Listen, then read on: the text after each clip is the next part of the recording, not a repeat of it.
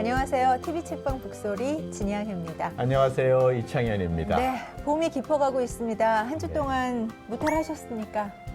미세먼지 때문에 꽃 구경도 힘들고 여러 가지 스트레스가 많습니다. 그래서 할 일이 좀 많아졌죠? 일기예보 볼 때 미세먼지 지수도 봐야 하고요. 뭐 해골바가지에 있는 나쁨 볼 때마다 스트레스도 많이 받고 이게 정신 건강에도 좀 문제가 있는 것 같은 느낌이 들어요.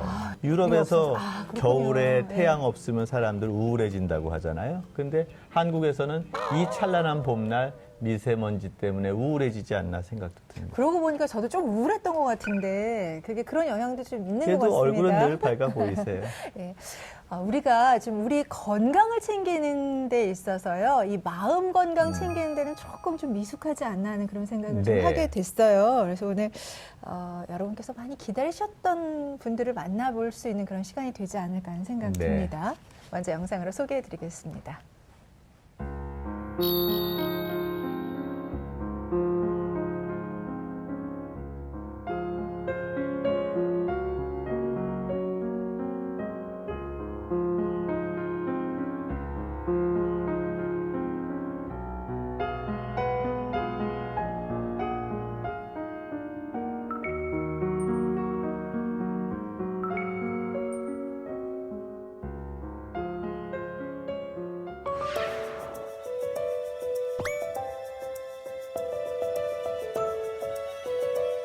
저는 과거의 기억들에서 자유로워지고 싶습니다. 선생님들의 조언 부탁드릴게요. 힘든 감정 그걸 느끼기보다 내가 지금 왜 힘들지? 어떻게 이겨내야지? 이거에 대해서 생각하면서 오히려 그 감정을 좀 피해갈 수 있는 건데.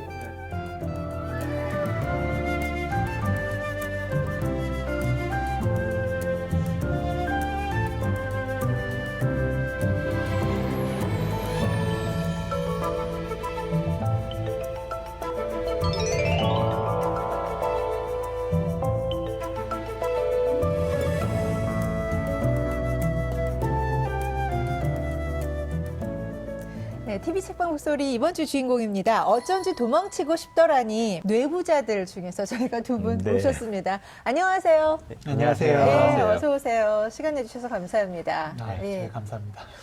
각자 소개를 좀 해주시겠어요? 네, 안녕하세요. 저는 뇌부자들의 윤희우입니다. 네. 저도 같이 내부자들 진행하고 있는 정신건강의학과 전문의 허규형이라고 합니다. 네, 네. 다행히 말씀해 주셔서 그냥 딱 화면으로 뵙기에는 무슨 배우 두 분을 모셨나 이렇게 착각하실 수도 있을 것 같아서요. 네. 배우 얘기하니까 네.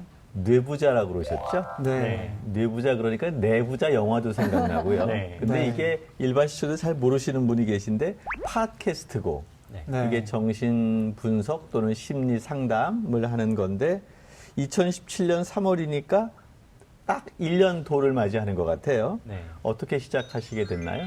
네, 사실 처음에 시작을 한 거는 이렇게까지 오래 지속이 될 거라고는 생각을 하지 않았고요. 저희 5명 멤버가 전부 다 친한 사이예요. 같은 병원에서 수련을 받았고 또 같은 대학교를 졸업했고 졸업을 하고 나서 각자 뿔뿔이 흩어져 가지고 근무지가 멀어졌거든요. 그전에는 자주 보고 좀 각별한 사이였었는데 우리 너무 좀 왕래가 없었다. 자주 만나자. 근데 자주 만나려면 뭔가 핑계가 필요할 것 같다 해가지고 이런 방송 하면 괜찮을 것 같다라는 생각에 이거를 하고 그러면서 좀 자주 만나자. 이렇게 해서 시작을 하게 됐었습니다. 네. 그 뇌부자들은 이제 정신과 의사들이 하는 진짜 정신과 이야기, 그리고 정신과 의사들이 하는 은밀하고 자상한 정신건강과 마음 이야기가 모토인데요. 그 정신과라고 생각을 하면 굉장히 오해하고 편견이 심하잖아요. 그리고 정신과 치료를 받았다는 사실 자체도 좀 숨기고 쉬쉬하고 하다 보니까 정신과에 대한 정보를 알기가 굉장히 쉽지가 않습니다. 그래서 이제 찾아보면 굉장히 잘못된 정보도 많고요. 그래서 저희는 그런 오해와 편견을 좀 줄이고 그리고 좀 올바른 정보를 전해드리자라는 취지에서 저희 방송을 시작하게 됐고요. 네. 정신 건강에 대해서라면 어떤 주제라도 다 다루고 있습니다. 네. 아니 제가 듣기로는 엄청난 반응이 있다고 들었어요. 누적 조회가 500만 건, 구독자 수가 2만 5천 명. 이거 인기가 대단한 거 아닙니까? 네, 사실 저희도 시작할 때는 약간 친목 도모 같은 목적으로 시작을 했다 보니까 이렇게까지 정말 인기가 있어질 줄 몰랐는데 한편으로는 정말 좋고 정말 감사드리면서도 또 한편으로는 그러니까 더 잘해야 되는데 하는 약간의 부담이라고 할까? 그런 네. 것도 생기긴 하는 것 같아요. 네. 그래도 뭐 워낙 좋습니다. 일반인들이 사실 좀 심리 상담거리가 있어도 시간도 부족하고 또 경제적으로도 부담이 많지 않을까 이런 어떤 의구심도 들고 해서 접근이 안 되는데 그만큼 수요가 많다는 얘기겠죠? 네, 그런 것 같아요. 정말 처음에는 이만큼까지 많은 분들이 들어주실 줄은 몰랐는데 들어주시는 것도 들어주시는 거지만 여기에 대한 피드백이나 아니면 본인의 사연을 메일로 보내시는 분들도 정말 많거든요. 그래서 와, 진짜 이야기 듣다 보면 아, 이런 분들도 있구나, 이런 이야기도 있구나 하면서 저희도 많이 느끼게 되는 것 같고요. 그러세요? 네. 아니 저희는 요즘에 사실은 일반적인 트렌드가 이 위로라든지 나의 불안을 좀 나누는 뭐 이런 거라고 생각을 많이 하고 있거든요. 그래서 지금 저희가 이제 책 프로지만 베스트셀러 이렇게 랭킹 올라온 걸 쭉 보면 미움받을 용기, 뭐 그리고 타인에게 화내지 않으며 거절하는 법이라든지 뭐 이렇게 좀 마음 쓰는 법에 관한 책들이 베스트셀러 네, 순위에 네, 많이 올라가 맞습니다. 있거든요. 그러니까 그런 요구가 참 많았을 때 적절할 때 열린 팟캐스트다라는 생각을 좀 해요. 네, 네. 아까 윤희우 선생님도 얘기를 했지만 저희는 사실 처음에 이제 사연을 받고 거기에 대해서 이제 상담을 해드리는 게 이제 뭐 두 시간 중에 한 시간인데 처음에 하면서 정말 사연 안 들어와서 저희끼리 고민 상담하면서 해야 되는 거 아니냐라는 걱정도 했었는데 한 몇 번 방송되자마자 이제 저희는 사연을 보내주시면 다 답장을 해드리는 걸 원칙으로 하고 있는데 정말 이제 감당을 하지 못할 정도로 많이 사연을 보내주시더라고요. 그만큼 심리적으로는 어렵지만 이렇게 직접적으로 뭐 정신과나 심리 상담 쪽을 찾아가긴 어려우신 분들이 정말 많구나라는 생각을 했습니다. 네. 보통 이런 책을 내려면 몇 년 이상의 축적이 있어야 될 것 같은데 1년 만에 이런 책을 냈어요. 어쩐지 도망치고 싶더라니 뭐 이런 책인데 말씀 들어보니까 한 권으로도 부족했을 것 같아요. 그러니까 말이에요. 이걸 뭐 특별하게 이 책을 내야 되겠다 이런 생각을 하게 된 계기가 있으셨어요? 사실 뭐 처음에 시작할 때는 뭐 거의 친목도모식으로 생각을 했기 때문에 이런 것까지 계획을 못 했었는데 이 정신과에서 일어나는 정신과의 비밀을 알려드리겠다 이런 취지로 시작을 했고 그 문턱을 낮추는 걸 목표로 하고 있기 때문에 사실 이야기를 들어보면 실제로 진료 현장에서 어떤 일이 일어나는지를 잘 모르겠다라고 어떤 일들이 있나 그걸 물어보시는 분들이 많았어요. 그래서 이 책을 통해서는 방송과는 조금 다르게 실제 진료실에서 어떤 식으로 진료가 일어나는가, 어떤 환자가 가고 또 어떤 이야기를 나누고 거기에 대해서 의사는 어떤 생각을 하고 이런 것들을 좀 보여드리면 좋지 않을까 그런 생각을 해서 이런 형태의 책을 네. 구상하게 되었습니다. 그러니까 문턱을 낮추신다는 그 말씀이 딱 와 닿는 게 사실 뭔가 이제 전문적인 그 단어를 선택하게 되잖아요. 문제가 있을 때 뭐 우리는 회피를 한다거나 뭐 외면을 한다거나 뭐 이런 식의 표현을 많이 쓰는데 어쩐지 도망치고 싶더라니 그랬더니 어머 내 마음을 어떻게 알고 맞아. 뭐 이런 느낌이 딱 드는 제목이에요. 도망치고 있다. 뭐 이런 것들 이렇게 표현하시게 된 어떤 이유가 있으세요? 이렇게 진단 이유가 있을 것 같아요. 네, 그러니까 처음 책을 기획할 때 굉장히 고민을 많이 했었는데요. 네. 저희가 결국에 이제 사연자분들께서 보내주시는 메일들을 쭉 보면서 저는 왜 이러는 걸까요? 혹은 이제 어떻게 해야 될까요? 라는 질문을 하시지만 그 사연에 답이 있는 경우들이 굉장히 많았어요. 그러니까 답을 알면서도 실제로 행동하는 데는 이제 겁이 나고 두려우니까 도망치시는 분들, 그리고 여러 치료자들을 이제 만나면서 사실 답을 들었지만 내가 원하는 답이 아니라거나 현실에서 좀 도망치고 싶은 그런 마음들을 좀 느꼈거든요. 그래서 공통적인 키워드가 좀 도망으로 할 수 있지 않을까라고 좀 생각을 했습니다. 예. 사실 영화의 가장 중요한 펑션이 그 에스케이프, 어디 현실로부터 도망치는 게 중요한 펑션인 것처럼 사람들은 누구나 다 이렇게 도피의 열망을 갖고 있지 않습니까? 네. 그런데 이 책을 보니까 사랑받지 못할까봐 불안한가요? 알 수 없는 감정에 혼란스럽나요? 인정받지 못해 서운한가요? 상처 입는 게 두려운가요? 이거 내 얘기를 쓴 게 아닌가 생각이 들 정도인데 독자들의 반응들은 어떤가요? 아니 이렇게 쭉 지금 읽으시는데 제가 속으로 네 이렇게 대답을 했어요. 그러니까 직접 만나게 되는 이제 내담자들에 관한 이야기가 좀 궁금해서요. 좀 여쭤볼게요. 좀 주로 호소하는 어떤 불편함 같은 것들, 어떤 문제를 갖고 찾아오세요?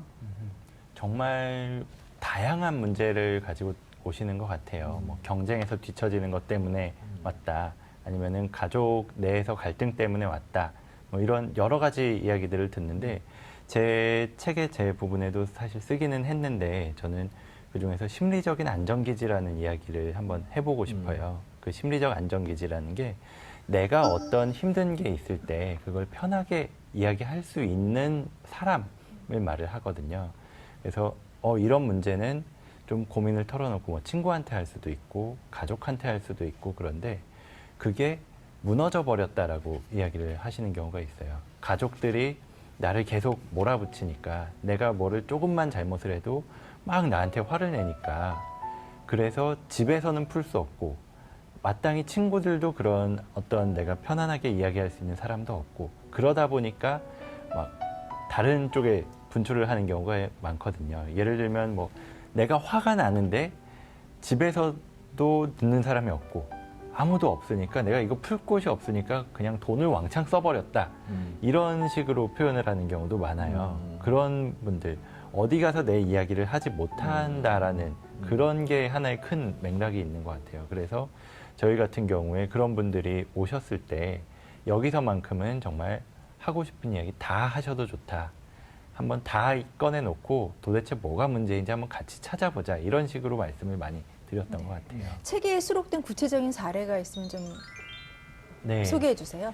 뭐 이를테면 제가 쓴 부분이 사부인데요. 거기에서도 어머니하고 딸이 같이 등장을 해요. 그래서 딸이 치료받기 위해서 진료실을 찾았다라고 가정한 설정인데 딸은 취직을 못하고 있는 상황인데 뭔가 나서기가 어렵고 누군가가 나한테 안 좋은 소리를 하면 금방 움츠러들고 이렇기 때문에 겨우 조심조심해서 겨우 나가려고 하는데 어머니는 계속 몰아붙이시는 거예요. 그러다 보니까 내가 취직을 해서 하루 나갔다가 그만두고 돌아오면은 막 화를 내시고 쏟아붓는 거죠. 그러면은 집에서는 나는 보호받지 못하는구나. 내 집이 안전한 공간이 아니구나라는 생각 때문에 집도 무서운 곳이 되고 근데 밖에서는 나를 계속 비난하는 사람들이 있다고 느껴지고 그러다 보니까 이러지도 못하고 저러지도 못하는 다른 형태로 뭐 폭식이라는 행동을 통해서 푸는 예를 들었는데 그런 경우도 실제 진료실에서 봤었던 몇 명의 환자분들을 약간 조합을 해서 만들어낸 캐릭터고요. 네.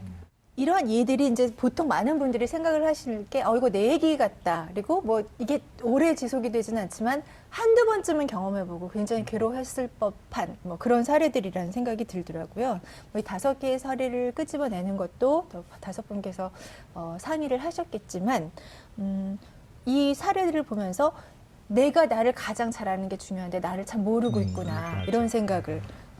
저도 정신과 수련을 하면서 그런 얘기를 참 많이 들었었는데 저는 되게 사람 만나는 거 좋아하고 사람 만나서 대화하는 것도 되게 좋아하는 사람이었는데 수련을 받으면서 서로에 대해서 좀 평가를 많이 해요. 너는 어떤 사람인 것 같다라는 얘기를 하는데 저한테 약간 너는 네 속 얘기를 너무 안 한다. 너에 대해서 잘 모르겠다라는 얘기를 많이 하더라고요. 그러면서 내가 아는 나랑 남이 생각하는 나와 너무 다르구나 라는 생각을 정말 많이 했습니다. 그래서 정말 말씀하신 대로 나를 잘 아는 사람이 내가 맞아요. 아닐 수 있겠구나 예. 라는 생각을 하고 나에 대해서 오롯이 집중하고 나에 대해서 생각하는 시간 자체도 굉장히 부족한 것 같아요. 네. 그 이유가 왜 그럴까 모르겠어요. 자기 방어 기제. 일단은 내 스스로에 대해서 생각하기보다는 남이 어떻게 나를 평가하는지를 우선은 많이 생각하는 것 같고요. 그리고 내 뭔가 과거나 힘든 것들을 생각할 때 사람들은 힘들거든요. 불안이 올라오고. 근데 그거를 견뎌내야지만 나에 대해서 더 잘할 수 있는 건데 그리고 그 과정이 좀 어려운 것 같습니다. 근데 왜 그렇게 우리는 마주보기가 어렵죠? 왜 스스로 우리를 보기가 이렇게 어렵죠? 왜 진짜 도망치죠? 결국엔 불안인 것 같아요. 네. 결국에는 나를 살펴보는 데 있어서는 분명히 내 무의식이나 이 꽁꽁 숨겨왔던 그런 트라우마나 거기서 이게 수면 위로 올라오는 과정에 분명히 불안이 따르기 때문에 그 불안을 이기는 그 과정, 그게 힘들기 때문이라고 생각합니다. 그 불안을 이기는 첫 번째 과정이 마주봐야 한다는 것이고 제대로 보고 그의 문제를 상담하고 치유해야 된다. 이런 얘기가 되겠네요. 네. 마주봐야 될 이유가 네. 되는 거네요. 근데 저는 또 이런 생각도 했어요. 이 팟캐스트가 이렇게 뜨거운 사랑을 받는 건 그만큼 이런 걸 필요로 하는 분들이 맞아요. 많았는데 정신건강의학과를 찾기가 이게 약간 좀 편치가 않은 느낌이 네. 있거든요. 많이 고정관념이 있죠. 정신과 질환 진단을 받으면 혹시 여러 가지로 불이익이 생기는 거 아닌가. 그런 거 아니죠? 그러니까 저도 지금요, 그러니까 팟캐스트를 들으면 되겠구나 이런 생각이 맞아요. 드는 거예요. 왜냐면 직접 뵀는데 이렇게 상담을 받거나 진료를 받으면 되는데, 근데 왜 그렇죠, 우리? 실제로 어떤 그런 유리벽처럼 뭔가 벽이 존재하고 있는 것 같고요. 말씀하신 대로 정신과를 다녀왔다라고 이야기를 하면 좀 이상한 거 아니야? 쟤 문제 있는 거 아니야? 이런 식으로 생각을 하는 경우가 많거든요. 뭐 정말 친한 친구라면은 좀 걱정을 해주고 그러겠지만 뭐 직장 동료라든지 약간 거리가 있는 사이면은 안 좋은 시각으로 보는 경우가 일단 많은 것 같아요. 조금씩은 변해가고 있지만 그렇기 때문에 혹시나 내가 다녀온 게 사람들이 알게 되면 여러 가지 면에서 불이익이 생기지 않을까? 뭐 회사에서 아니면은 취업하는데 아니면은 뭐 보험에 가입하는데 여러 가지 영역에서 문제가 생길 거라고 생각하는데 실제로는 규정을 딱 보면은 절대로 이것 때문에 차별을 하면 안 된다라고 되어 있거든요. 근데 나도 모르는 사이에 주변 사람들한테 그런 일이 있으면은 나도 모르는 사이에 내가 벌써 차별을 하기 시작을 하니까 그런 곳에서도 알게 모르게 좀 차별을 당하는 거 아닌가 그런 생각을 하시고 걱정하시는 분들이 많은 것 같아요. 그런 고정관념이 있지만 실질적으로는 그렇지 않다라는 네. 것이죠. 실제로는 절대로 차별을 할 수 없게 없는 되어 거죠. 있고요. 단지 뭐 정신건강의학과에서 진료를 받았다라는 것만으로 차별을 해서는 안 된다라고 되어 있고요. 네, 그 불법 사항이 되는 거죠. 네. 저희 책에도 제가 쓴 파트에 내용이 있는데 어쨌든 그 정신과 진료실에서 얘기한 내용은 당연히 기록으로 의무 기록으로 남지만 개인 정보고 의무 기록이기 때문에 유출되는 건 불법이거든요. 그러니까 유출되는 거를 걱정하실 필요는 절대 없다라고 말씀드릴 수 있을 것 같습니다. 그러니까 사회적 수요에 맞는지는 모르겠지만 사실 많은 사람들이 좀 더 이런 건강에 대해서 정신 건강에 대해서 좀 컨설팅 또는 상담을 하고 싶은 마음이 많은 것 같고요. 제일 먼저 진양희 아나운서나 저도 한번 찾아뵙고 고민들을 토로해야 되지 않을까 생각이 들어요. 네. 사실 정신과 병원 가는 게 쉽지 않을 것 같아요. 근데 이제 이게 일반 병원에도 이 정도 아프면 가야 되나 말아야 되느냐 이렇게 좀 체크리스트가 있을 것 같은데 정신과 병원 갈 때 어떨 때는 와야 된다. 뭐 이런 좀 체크리스트가 있습니까? 사실은 저는 가야 될까 말아야 될까라고 생각하실 때 오시면 가장 좋을 것 같기는 한데요. 네. 그래도 조금 도움이 될 수 있는 말씀을 드리자면 제 파트에서도 다른 문제는 전혀 없는데 불면 증상 때문에 병원에 오셔서 이제 문제를 탐색하기 시작했거든요. 네. 보통 제일 먼저 나타나는 게 입맛이 떨어지고 잠이 안 오고 하는 그런 이제 수면과 식이 문제가 가장 먼저 좀 시작하는 것 같아요. 네, 그래서 요즘 들어서 좀 입맛도 없고 체중도 좀 빠지는 것 같고 잠자리 좀 뒤숭숭하다 싶으시면 병원에 가봐야 되지 않을까? 네, 병원에 가보시는 게 좋을 것 같다라는 말씀을 드립니다. 어떤 뭐 전조 이런 게 나타나면 병원을 두드리는데 주저하지 말아라 이런 네, 뜻 같네요. 허 선생님께서 쓰신 그 구체적인 사례도 한번 소개해 주세요. 책에 수록된. 네, 굉장히 기억났던 환자분은 굉장히 탄탄대로를 걸으셨어요. 사실 완벽주의적 성향, 그러니까 워커홀릭이라고 하는데 우리나라에서는 굉장히 모범적인 사람이잖아요. 그렇죠. 학교에서는 모범적인 학생, 일할 때는 굉장히 유능한 사원 이렇게 되다 보니까 그래서 그분도 굉장히 승승장구하셨습니다. 굉장히 너무 빨리 관리직에 올라가다 보니까 그 업무를 완벽하게 해야 되는 스트레스는 너무 심한데 일을 예전처럼 다 하실 수가 없었던 거예요. 그렇죠. 예. 거기서 오는 스트레스가 너무 심해서 처음으로 결국에 입원을 하게 되셨는데 입원하셔서도 본인이 입원했던 사실 자체를 받아들이질 못하시더라고요. 네. 네. 그리고 증상 하나하나에 너무나 크게 반응을 하세요. 잠도 오늘은 몇 시간 자야 되는데 몇 시간밖에 못 잤다. 네. 오늘은 뭐 밥을 얼마를 먹어야 되는데 얼마밖에 못 먹었다. 이러면서 하나하나 다 체크하시고 너무 신경 쓰시다 보니까 좋아지는 속도도 너무 늦었고 네. 면담 자체도 좀 안 되고 좀 힘들었던 그런 기억이 납니다. 그러니까 사회적 성취가 높은 분이라고 해서 다 좋은 건 아니고 네. 도리어 문제가 있을 때 그 많죠. 문제를 직시하는 게 더 어려울 수도 있겠다. 근데 네. 뭐 이런 내용들도 팟캐스트를 통해서 듣게 된다거나 책을 통해서 듣게 되면 나의 문제를 좀 이해하는데 더 용기가 나는 것 그렇죠. 같아요. 그렇게 큰 문제가 아닐 수도 있어. 빨리 직시하는 게 좋겠어. 뭐 이런 생각도 들고. 너만 그런 거 아니야. 네. 나도 네. 그래. 네. 내 그런- 친구도 그래. 네. 네. 그런 위로가 좀 가득한 것 같고요. 많은 그러면은 그 분들이 어떤 상담을 의뢰해 오는 것들 중에 공통적으로 좀 뽑아내시는 것들이 비슷한 유형들이 많아서 또 그런 게 아닐까 하는 생각이 들거든요. 네. 주로 어떤 고민들을 많이 해오세요? 저희 방송을 들어주시는 분들이 20, 30대 여성분들이 좀 많이 계시거든요. 좀 기억나는 것들은 아무래도 이제 직장에서 힘들어 하시는 것. 근데 요즘엔 특히 좀 경쟁하는 워낙 사회다 보니까 다른 사람들에 비해서 내가 못난 것 같다. 그래서 힘들다라는 얘기를 좀 많이 해주시고요. 결국엔 도망 관련된. 네. 모든 문제에서 네. 도망. 나도 요즘에 그런 느낌이 들어요. 네. 교수하면서 내가 다른 교수님들보다 잘 못 가르치는 건 아닐까? 연구를 좀 부실하게 하는 거 아닐까? 내가 갖고 있는 장점이 뭐지 도대체? 뭐 이렇게 방송이나 하고 오히려 정말 해야 될 것을 소홀히 한다는 평가를 받으면 어떡하지? 뭐 이런 불안감이 있어요. 이럴 때 어떻게 해야 되죠? 네. 여기서 고민 상담을 하시다니. 네, 근데 문득 이 이야기를 들으면서 바로 딱 떠오르는 게 하필 오늘 아침에 저희 어머니한테서 제가 받은 카톡이 있었는데 어떤 스님이 제자들을 모아놓고 지팡이 하나, 막대기 하나를 딱 보여주면서 이 막대기를 손을 대지 않고 뭐 부러뜨리지 않고 길이를 짧게 만들어라 라는 과제를 냈다고 해요. 그래서 온갖 스님들이 막 생각을 하고 고민을 하고 그래도 답을 내지 못하다가 한 명의 제자가 딱 일어서더니 스님의 지팡이를 딱 받아오면서 옆에다 세워놓으셨다는 거예요. 아, 이렇게 되니까 이 막대기가 짧아졌습니다 라고 이야기를 했는데 결국 상대적인 거라는 거거든요. 이게 길고 짧은 거, 내가 강의를 잘하고 못하는 거는 사실 상대적인 거라고 보면 되고 당연히 물론 죄송한 말씀이지만 교수님보다 강의를 잘하시는 분도 계실 수 있죠. 계실 수 있지만 그보다 못한 사람도 당연히 있을 건데 내가 그거를 계속 비교를 하다 보면은 결국은 누구보다는 내가 못날 수밖에 없는 상황이 되고요.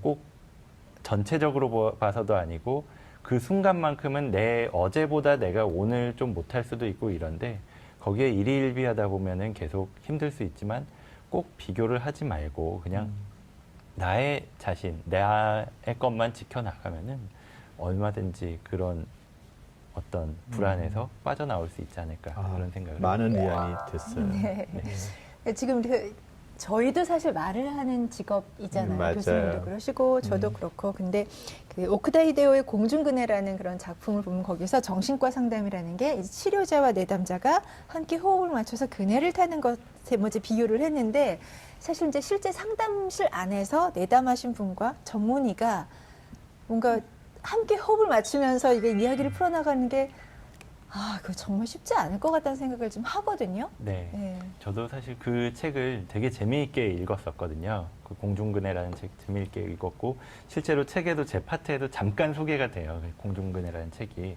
근데 그 호흡을 맞춘다는 건 정말 중요한 걸 것 같고요. 특히나 이 정신건강 같은 경우에는 내가 결국 어떤 변화를 가져와야 되는데 그 변화할 타이밍이라는 게 존재하거든요. 그런데 치료자가 그거를 인식을 하지 못하고 빨리 변해야 된다라고 밀어붙이면은 거기에 대해서 오히려 저항감을 갖고 나한테 잔소리하는 것처럼 들리고 그래서 더 변하지 못하고 더 도망을 치게 되는데 그 호흡을 잘 맞추고 이쯤이면은 이제 변할 타이밍이 됐다. 내가 이 이야기를 할 타이밍이 됐구나. 이거를 잘 들으면서 반응을 하는 그게 진정한 호흡이라고 생각하고 그러면 정말로 변화가 잘 일어났던 것 같습니다.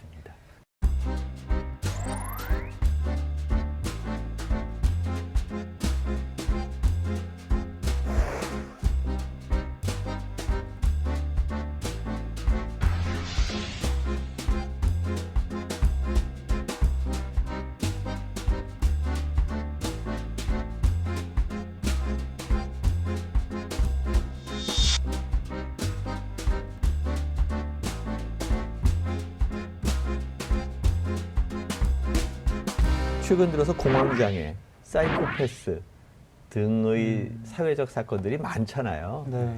이런 보면은 아 사회적 상황이 이런 정신질환과도 영향을 미치는구나라는 생각을 하게 돼요. 저희 사회과학 네, 하는 사람들은. 그러면서 혹시 이런 정신적 질환도 사회적 감염, 확산 이런 게 이루어지는 거 아니야? 라는 생각이 들기도 하는데 이걸 전염과 같은 현상이 있다고 볼 수 있나요? 저는 어쨌든 사회 역학이 개인의 이제 정신질환에 미치는 영향이 굉장히 크다고 생각하고요. 단적으로만 봐도 자살률이 네. 급증했던 시기를 보면 뭐 IMF라든지 네. 아니면 뭐 안타까운 이제 고 최진실 씨가 이제 자살했을 때 그런 식으로 사회적으로 영향이 있을 때 그런 자살률이 급증을 했었거든요. 그런 만큼 사회가 주는 영향에 대해서 빼놓고 생각할 수는 없을 것 같고요. 그런 부분하고 또 이제 공황장애 말씀을 해주셨는데 공황장애는 사실 불안이 터져 나오는 게 공황장애이긴 하거든요. 하지만 그냥 나타나기로는 가슴이 두근거리고 막 식은땀이 나고 숨을 못 쉴 것 같고 그런 약간 어떻게 보면 내과적인 질환처럼 보이기도 하거든요. 그런 증상이 있을 때도 한 번은 정신과적 문제가 아닐까 생각해 보시면 좋을 것 같습니다. 네. 뭐 김구라 씨나 이상민 씨가 방송에서 내가 공황장애를 앓고 있다 라면서 말씀을 하셨기 때문에 본인이 이제 힘들어하면서도 뭐 내가 심장 문제인가 호흡기 문제인가 정도로 생각을 하셨다가 아 이게 정신과 문제일 수 있구나 가서 치료를 받으면 도움을 받을 수 있는 거구나 라고 알게 되시는 부분도 굉장히 있거든요.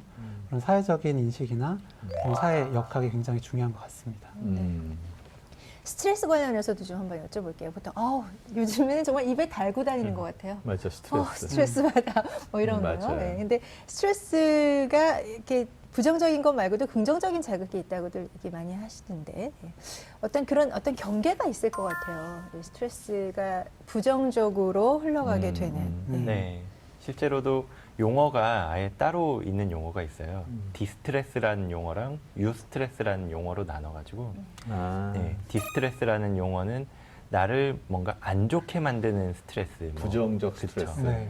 유스트레스는 반대로 나를 좀 좋게 만드는 스트레스 이런 게 있거든요. 그래서 결과적으로 찾아보니까 결과적으로 나누더라고요. 내가 이 스트레스를 받아서 뭐 불면이 생긴다든지 뭔가 감정 기복이 생긴다든지 이런 식으로 나를 나쁘게 만드는 건 디스트레스라고 하고 말씀하신 대로 내가 성장하는 데 도움이 되는 것들 뭐 경쟁을 통해서 내가 앞서 나가는 데 도움이 되거나 발전하는 데 도움이 되는 그런 스트레스는 뭐 유스트레스 이렇게 부르는 경계가 있더라고요. 근데 같은 자극에 대해서도 긍정적으로 받아들이는 사람이 있고 부정적으로 받아들이는 사람이 있을 것 같아요. 네, 그거는 사실 그 사람마다 약간씩 기질이 다른 그런 것도 있는 것 같고요. 또 하나는 주변 사람들의 영향도 많이 받는 것 같아요. 똑같은 일이 있을 때도 주변에 있는 사람들이 야, 그거 괜찮아, 괜찮아 이런 식으로 얘기해 주면은 진짜 괜찮나 이렇게 생각을 하는데 야, 너 진짜 재수 없구나. 너 진짜 하필이면 왜 이런 일이 생겼니? 이런 얘기를 듣다 보면 아 정말 나한테 진짜 안 좋은 일이 생겼구나 이렇게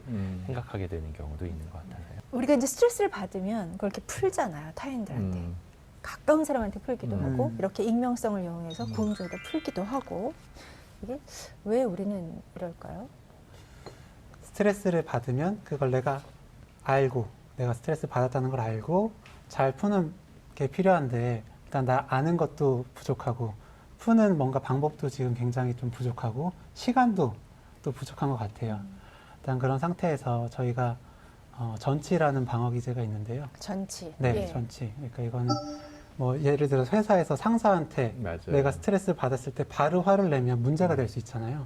그러니까 더 자기보다 약한 사람, 가까운 사람한테 화를 내는 건데 그런 식으로 익명성에 숨어서 이제 같이 전치를 하는 거죠. 그런 식으로 사실 여기에서 문제가 생긴 걸 이쪽에서 풀고 여기에서 생긴 걸 이쪽에서 풀고 이러다 보니까 나도 모르게 이 사람한테 이럴 것까지 아니었는데 하면서 잘못했다라고 생각하고 그걸 취소할 때도 있고 좀 그게 많이 복잡해지고 있는 것 같아요. 맞아요. 돌아서서 후회하게 되잖아요. 네. 근데 전치 안 하게 하려면 어떻게 해야 돼요? 정말 하루에도 여러 번 내가 잘못했지, 내가 경솔하지 뭐 이런 반성 많이 하거든요. 근데 또 되풀이 돼요. 어떤 자극에 의해서 다른 곳에 그걸 푸는 방법? 결국엔 그 분노가 해결이 안 돼서 그런 그렇죠. 거잖아요. 예. 내가 이렇게 내가 화가 나 있구나. 그러니까 내가 화난 이유가 이거 때문이구나라고 알고 그걸 사실 말로 표현하시면 되는 겁니다. 네, 말로 표현하거나 아니면 말로 표현할 사람이 없으면 그 뭐 글로 쓰셔도 좋고요. 네, 그런 식으로 자신의 감정을 정리해 볼 수만 있으면 그건 이제 당연히 어느 정도 해소가 되고 다른 사람한테 표현하지 않아도 되겠죠. 네. 그리고 이제 저는 또 여성이니까 네. 그 우울증 또 굉장히 기복이 심해지잖아요. 그래서 우울증에 관한 뭐 여러 가지 경험도 있고. 남성도 우울증 많아요. 아, 그러세요? 네, 네. 남성의 우울증도 많죠? 네. 네. 네, 거 보세요. 사람이 사실 살다 보면 우울한 것을 한 번도 경험을 하지 못하는 거는 정말 있을 수 없는 일인 것 같아요. 당연히 누구나 한 번씩 우울하다, 나 오늘 우울해, 뭐 이런 표현은 얼마든지 할 수 있다고 생각을 하고요. 근데 이게 우울증이라고 하면 치료의 대상이 되는 어떤 하나의 상태라고 본다면 누가 봐도 본인이 느끼거나 아니면 주변 사람이 느꼈을 때 확실히 그 사람의 생활에 방해가 된다라고 하면은 그건 우울증이라고 부르고 치료가 필요하다라고 생각을 해요, 저희는.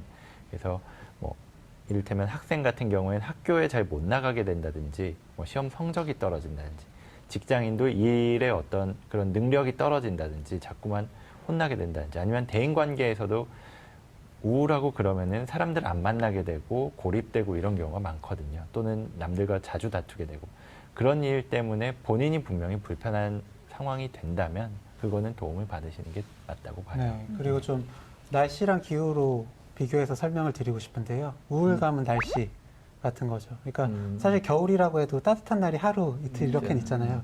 전반적으로는 추운 거. 그러니까 전반적으로 추운 거를 겨울을 우울증이라고 할 수 있는 거죠. 아, 네.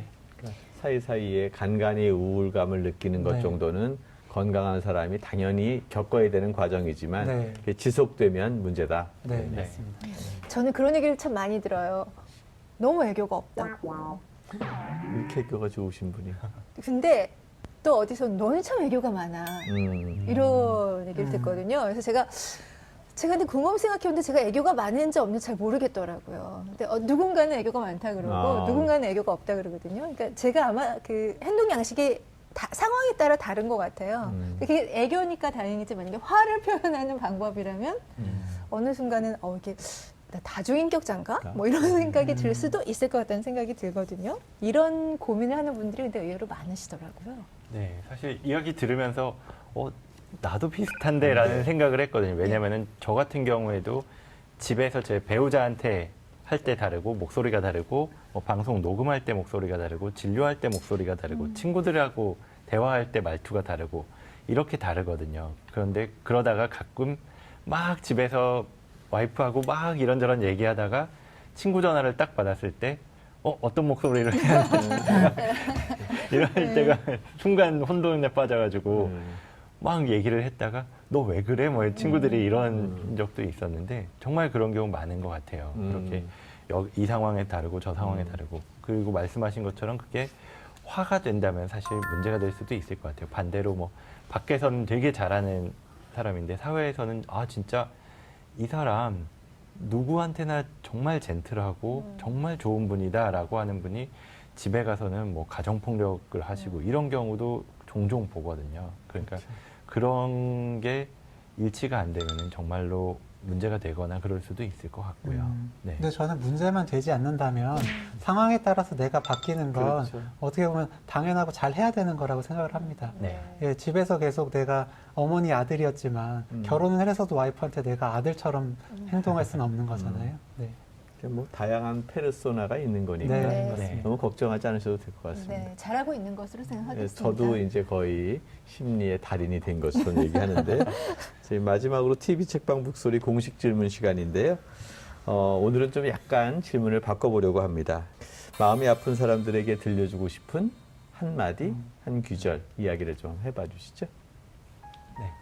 저는 What doesn't kill you make you stronger 라고 해서 너를 죽이지 못한 건 너를 강하게 할 것이다 라는 구절이 정말 좋아하는 구절이에요. 나한테 어떤 여러 가지 시련이 있을 수가 있고 내가 지금 당장 우울하고 아니면 너무 불안하고 잠을 못 자고 그런 상황에 빠져 있을 수가 있어요. 특히나 마음이 아프신 분들 같은 경우엔 상황도 안 좋고 내 마음도 무기력하고 그러다 보니까 미래도 되게 부정적으로 보이거든요. 근데 사실 잘 치료를 받으면 또는 웬만한 정신질환들은 어느 정도 시기가 지나가면 나아진다라고 다 돼 있어요. 실제 교과서적으로도 그렇고.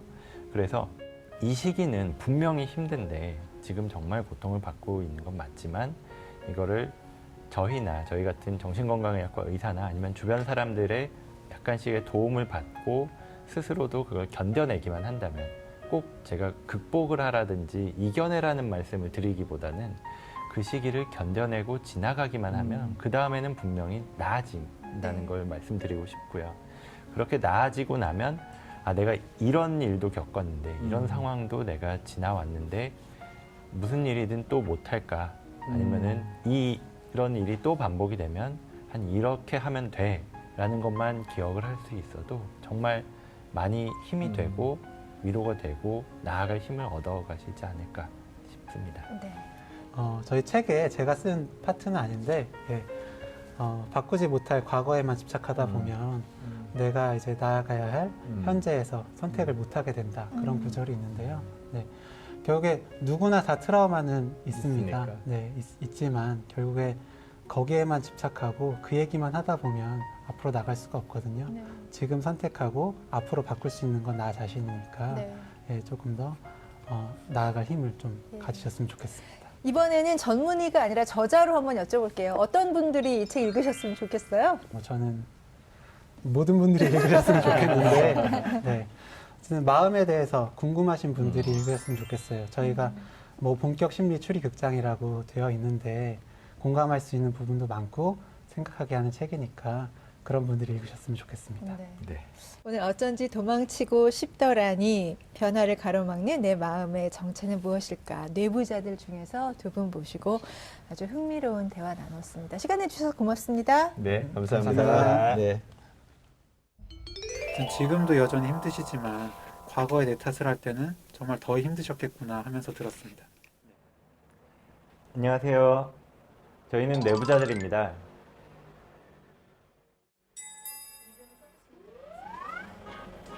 아 너무 어려운데.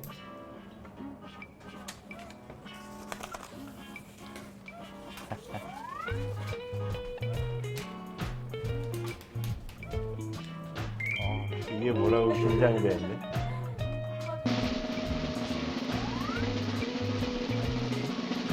긴장된다. 오동훈.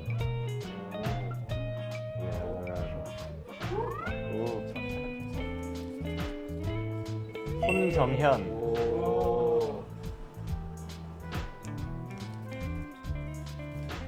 오, 손정현.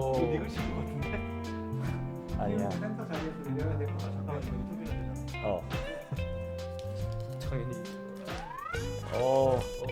손정현 하트.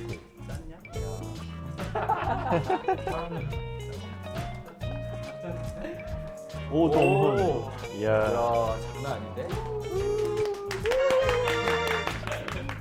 아니요, 저는 저를 쓰지 않았고요.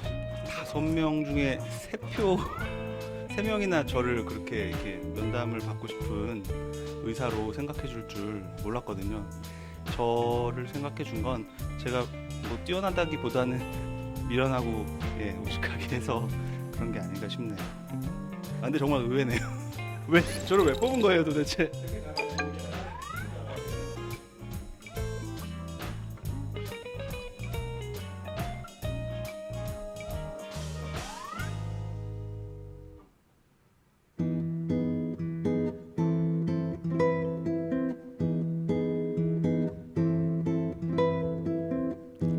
다시 또 여름이 오면 너에게 보여줄 거야. 그 여름 말하지 못한 전하지 못한 감춰진 내 진심 너에게만 보여줄 거야. 너에게만 보여줄 거야.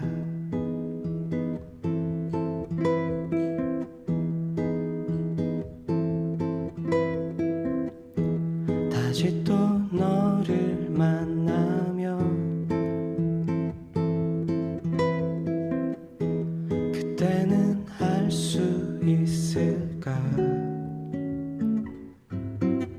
무겁게 우릴 누르던 말할 수 없던 그대의 진실 그땐 나도 알 수 있을까 그럼 나도 이해하게 될까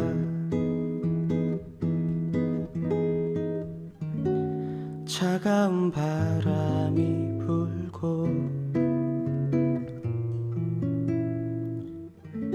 아무런 말도 없었던 너 어쩌면 세상 가장 큰 슬픔 하나쯤 그대 맘속에 비밀이 되었던 건가요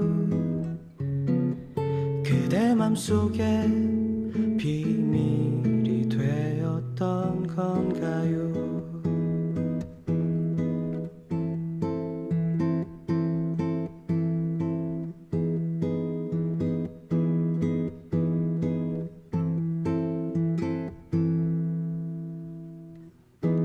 다시 또 계절은 가고 우리는 잊혀지겠지 시간은 원하지 않는 바라지 않는 낯선 정거장에 우릴 다시 데려가겠지 우릴 결국 데려가겠지